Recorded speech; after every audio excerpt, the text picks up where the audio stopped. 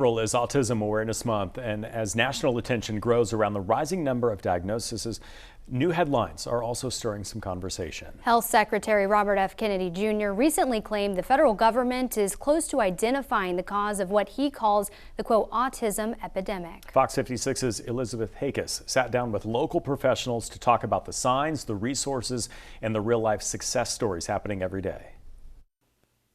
Inside the Friendship House in Scranton, children are playing, learning, and making major strides.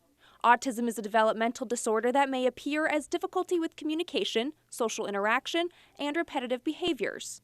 According to the latest report from the CDC, autism now affects 1 in 31 children across the U.S., up from 1 in 36, but professionals say this number represents an increase in awareness. I feel that there is an increase in awareness. April is Autism Awareness and Acceptance Month, so I think that healthcare professionals and providers are more aware of what to look for. Kristen Mitich is the director of the autism program, where their center-based services support children aged 2 to 6. With early intervention, she says the progress can be life-changing. So we have seen lots of success. Working with the children here is the most rewarding part of this job, from when they say their first word or they maybe communicate by handing a picture for the first time, to hearing success stories about a child starting their first job, maybe going in a regular education classroom, or even going to college. That support can also come from places like the ARC of NEPA.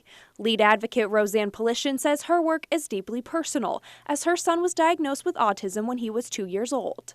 I want him to be the best he can be. I feel like he has a limited potential, but he needs a lot of support to have a successful, happy life, and he has a lot of challenges. But you know, I want to help him the best I can, but he has that same right as everyone else.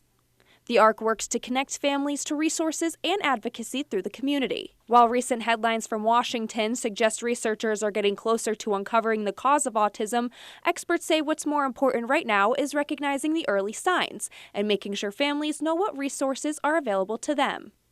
In Scranton, I'm Elizabeth Hakis with Fox 56 News, First at 10.